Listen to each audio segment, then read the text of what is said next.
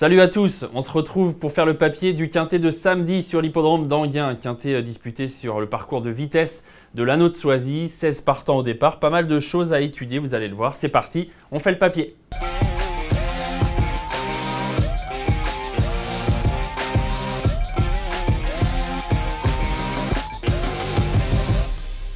Avant d'entrer dans le vif du sujet, je vous rappelle bien sûr que vous pouvez vous abonner à notre chaîne YouTube et à tous nos réseaux sociaux.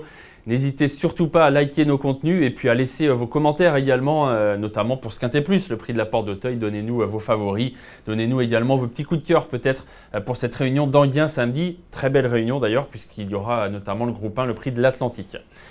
On étudie nous le Quintet, ce sera la troisième course du programme. Comme d'habitude le week-end départ à 15h15, 16 partants. Le parcours de vitesse d'Enghien, 2150 mètres, départ autostart, c'est bien sûr très important à souligner parce que ça nous indique que les numéros auront leur importance comme souvent dans ce genre de course. Les numéros 1 à 8 en première ligne, les numéros 9 à 16 en deuxième ligne. C'est parti donc pour l'étude de ce quintet avec une course qui va vraiment nous servir de course de référence, c'est celle remportée par Enzo Dessart. Enzo Dessart, c'est un cheval entraîné par Rodolphe Lagadec. Il va être confié à David Thomas.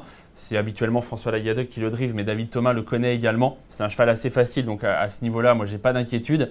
Enzo Dessart, il vient de gagner ce qui est vraiment la course de référence. Prix de Pierrefitte-sur-Seine. C'était sur le même parcours. Elle remonte un peu cette course, c'était le 18 mars. Maintenant, Enzo Dessart, c'est un cheval qui court souvent de façon un peu espacée. Ce n'est pas un cheval qui aime courir de façon rapprochée. Donc, on lui laisse le temps de bien récupérer. Et en général, il est très performant ainsi. Il gagnait. Ce qui est important, c'est qu'il avait le 7 à l'autostart. Cette fois, il aura le numéro 1. Et pour moi, c'est un vrai avantage pour lui. Pourquoi? Parce que c'est un cheval qui a du speed, mais qui aime bien attendre. Ce jour-là, il avait le 7. Il avait dû faire un effort en début de parcours. Et malgré cet effort, il avait quand même gagné. Donc, je me dis qu'avec l'As, il fera moins d'efforts en début de course. Si le scénario est favorable, s'il ne se retrouve pas bloqué, c'est vraiment un lauréat en puissance. Enzo Dessart devant c'est Etchot Josselin, qu'il va retrouver dans ce quintet. Forum Mélois, Dreamcash et Digne Référence. Eline, on va la suivre parce que c'est très intéressant. Eline, elle était nettement battue, mais Eline était malchanceuse. Vous allez revoir ça dans un instant. Flya Kaluma avait fait la faute à l'entrée de la ligne droite. Brissel avait galopé en début de parcours. Vlad Del Ronco avait galopé lui en fin de parcours, alors qu'il était compétitif pour les places. Donc course de référence hyper importante. À noter quelques petits changements donc de numéro. L'As pour Enzo Dessart, je trouve que c'est très bien. C'est très positif à mon sens pour Etchot Josselin qui aura le 2. C'est un cheval qui a du speed et il va pouvoir lui aussi bien se placer sans faire trop d'efforts. Deuxième ligne encore pour Forum Mélois. Le 9 encore une fois pour Dreamcash, donc là ça ne change pas. Changement en revanche pour Digne Référence qui cette fois sera en deuxième ligne. Avant de vous lancer la course de référence, un petit mot sur les données tracking ce jour-là. Parce que je vous le disais, Eline avait été malchanceuse, elle s'était retrouvée loin et ça se voit dans les données tracking. Pourquoi? Parce que si vous regardez bien, elle a fait 1,95 ces derniers 500 mètres. C'est presque aussi rapide que le gagnant, qu'Enzo Dessart, 1,94. C'est voilà, sensiblement la même chose. Donc le dernier partiel d'Eline était très bon. C'est juste qu'elle s'est retrouvée loin et c'est ce qui explique qu'elle n'est finie que 8e ce jour-là. Elle peut faire mieux à mon avis, on aura l'occasion d'en reparler en détail d'Eline. On la regarde enfin, cette fameuse course de référence, mais je voulais m'attarder dessus avant de vous la montrer. Flya Kaluma, vous voyez, galope ici, alors qu'elle était en tête. Difficile de savoir où elle aurait terminé, mais elle était toujours en tête. Elle libère le passage à Enzo Dessart, qui du coup va en profiter. Il ne demandait pas tant, je dirais, Enzo Dessart. Il va s'en aller. Digne Référence, Casac Orange faisait l'arrivée. Forum Mélois se comportait bien. Et Eline, je vais vous la situer. Hop, elle est par ici, elle est là en blanc. Vous voyez, Romain Dorieux a posé les mains, il a essayé de se faufiler, elle s'était retrouvée loin. Etchot Josselin termine bien, Dreamcash est là. Voilà, moi, les enseignements principaux pour moi de cette course de référence, c'est qu'Enzo Dessart, sur ce genre de parcours, a tout pour faire un solide point d'appui. Déjà en général, il est hyper régulier, regardez sa musique, mais en plus, je trouve que c'est un cheval qui a beaucoup de speed, donc les parcours de vitesse, piste plate, c'est très bien. Numéro intéressant. C'est à David Thomas de jouer maintenant, mais je pense qu'Enzo Dessart est une base en béton. Il ne devrait pas sortir des 3 premiers. Autre chose intéressante à signaler, Etchot Josselin était bon deuxième. Numéro favorable pour lui samedi, le 2. Il a déçu depuis, mais c'était à Vincennes. Avec un numéro à l'extérieur ce jour-là, il avait fait beaucoup d'efforts. Ce n'est pas un cheval qui a assez de marge pour faire des efforts en début de parcours et pour faire l'arrivée.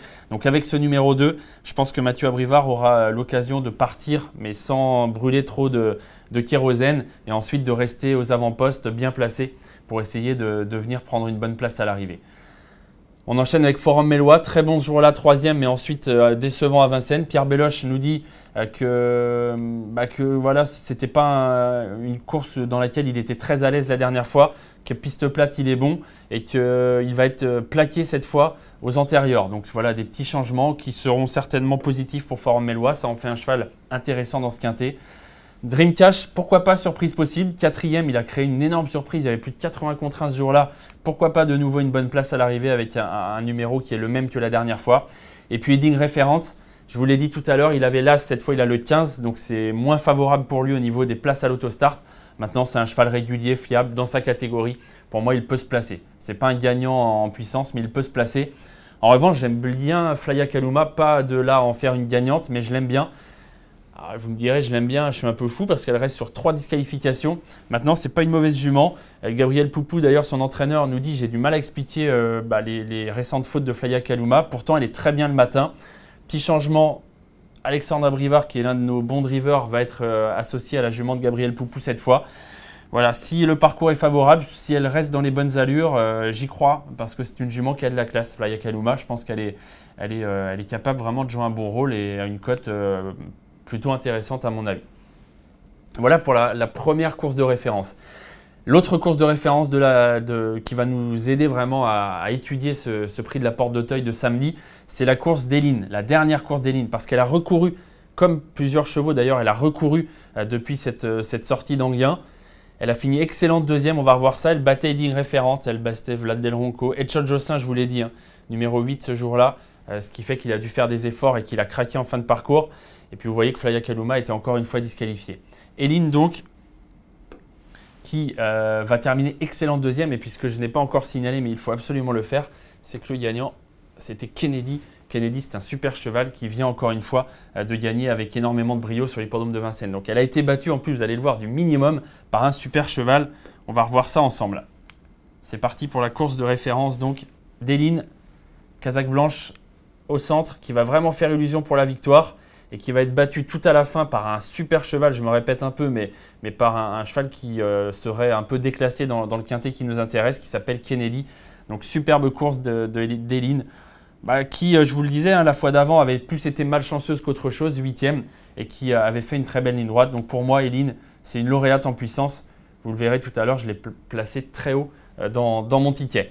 Petit point d'étape pour récapituler sur ce qu'on a vu, là, les 2 courses de référence, qui sont les chevaux qui vont me servir de base, parce que je vais prendre 4 bases dans ce quintet, encore une fois, pour pouvoir ouvrir derrière, parce que mine de rien, la course est ouverte, les chevaux se tiennent d'assez près.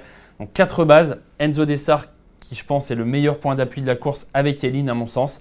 J'aime beaucoup Edshot Josselin pour prendre une place.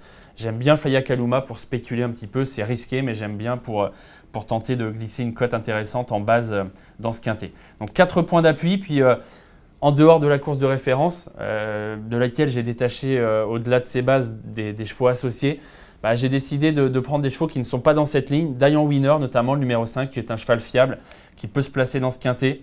Cesario Bello, qui reste sur une victoire. Le numéro est embêtant, il a le 7, mais c'est un cheval là encore régulier, fiable, qui a quand même de la vitesse, qui va peut-être pouvoir effacer ce numéro assez vite. Maintenant, c'est, je me répète, mais quand même un handicap pour moi, ce numéro en dehors pour lui. Et puis Fly Speed, là encore, numéro à l'extérieur. Alors, plusieurs choses pour Fly Speed. Il faut peut-être s'y arrêter un petit peu. C'est un bon cheval, c'est un super cheval. Je pense qu'en valeur pure, il n'a pas grand-chose à envier aux autres dans cette course. Donc, c'est même un cheval qui pourrait gagner. Maintenant, je ne suis pas sûr que les 2100 soit son meilleur parcours. Numéro 8 à l'extérieur, il va peut-être devoir faire un peu d'effort en début de parcours, rester un peu en épaisseur. C'est ce qui me pousse à ne pas le garder en base. Mais c'est un très bon cheval, donc méfiance quand même avec Fly Speed qui sera associé à Franck Nivard. Voilà, on les a passés, en tout cas ceux que j'aime bien, un petit peu tous en revue. Je ne crois pas en Degana sur ce parcours, je pense que c'est trop dur. Dorgali, c'est un cheval monté. Parmi les chevaux dont je n'ai pas parlé, Brissel, voilà, on a du mal à y voir clair en ce moment. Vlad Del Ronco, pas de marge. Diego de Cao, c'est non, parce que c'est un cheval qui se remet en route. Et First Princess, c'est plutôt une jument montée. En plus, elle a le 16 à l'autostart. Donc voilà, tous ces chevaux-là, j'ai décidé de les éliminer. En revanche, je vais garder Diane Winner, qui est très compétitif pour une 4-5e place. Cesario Bello. Fly Speed, je me suis un peu attardé sur son cas. Dreamcash, c'est peut-être la belle cote à l'arrivée encore une fois. En tout cas, l'autre jour, c'était bien. Forum Mélois, j'en entoure beaucoup.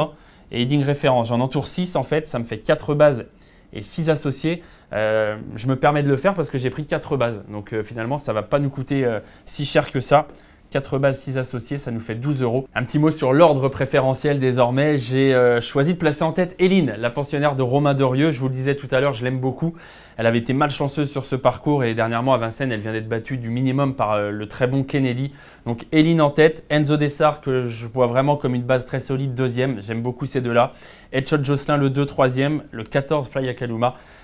Quatrième, je la vois plutôt placée, mais je trouve que c'est un pari amusant dans ce quintet. Et puis ensuite, mes associés, le 5 Diane Winner, je viens d'en parler, le 7 Cesario Bello, le 8 Fly Speed, le 9 Dream Cash, le 13 Forum Mélois et le 15 Heading Référente. Ça nous fait un quintet en champ réduit à taux plein à 12 €. Puis si je peux vous donner peut-être un autre conseil de jeu, je dirais que j'aime beaucoup ces trois-là.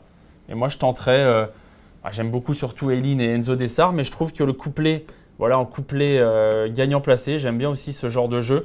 Couplet gagnant placé à 3 chevaux. Parce que si vous avez les 3, bah, ça peut être sympa. Et puis, il y a 2 bonnes bases à mon avis. On n'est pas à l'abri qu'entre ces deux-là, il y en ait un qui s'intercale. Et pourquoi pas Edshot Josselin. Donc si Edshot Josselin est deuxième avec Enzo Dessart ou Eline, ça peut faire un couplet gagnant sympa. Donc voilà, ce sera un peu l'autre conseil de jeu. En plus de ce quintet, donc en champ réduit à 12 €. J'espère que vous aussi, vous avez étudié cette course et que vous allez être inspiré en ce samedi. Je vous souhaite bien sûr, comme d'habitude, bon jeu à toutes et à tous. À bientôt.